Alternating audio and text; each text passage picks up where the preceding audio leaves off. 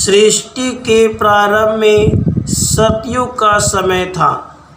उस समय देवताओं ने महर्षियों से कहा, श्रुति कहती है कि यज्ञ में अज बलि होनी चाहिए। अज बकरे का नाम है, फिर आप लोग उसका बलिदान क्यों नहीं करते? महर्षियों ने कहा, देवताओं को मनुष्यों की इस प्रकार परीक्षा नहीं लेनी चाहिए और न उनकी बुद्धि को भ्रम में डालना चाहिए। बीज का नाम ही अज है। बीज के द्वारा अर्थात अन्नों से ही यज्ञ करने का वेद निर्देश करता है। यज्ञ में पशुवध सज्जनों का धर्म नहीं है, परंतु देवताओं ने ऋषियों की बात स्वीकार नहीं की। दोनों पक्षों में इस प्रश्न पर विवाद प्रारंभ हो गया। उसी समय राजा उपरीचर आकाश मार्ग से सेना के साथ उधर से निकले।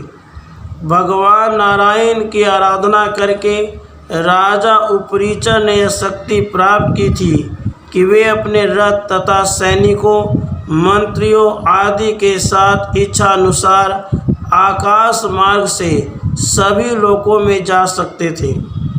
उन प्रतापी नरेश को देखकर देवताओं तथा ऋषियों ने उन्हें मध्यस्थ बनाना चाहा।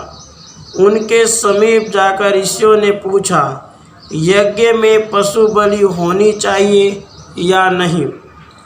राजा उपरीचर ने पहले यह जानना चाहा कि देवताओं और ऋषियों में से किसका क्या पक्ष है।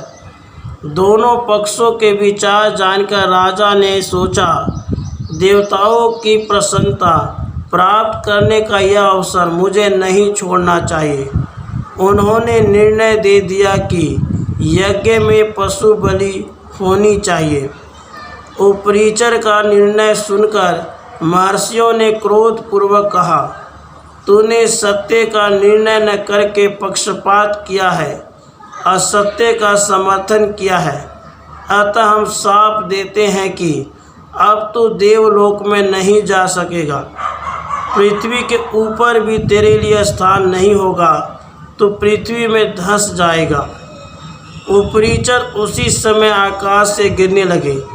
अब देवताओं को उन पर दया आई। उन्होंने कहा, महाराज, महर्षियों के वचन मिथ्या करने की शक्ति हम में नहीं है।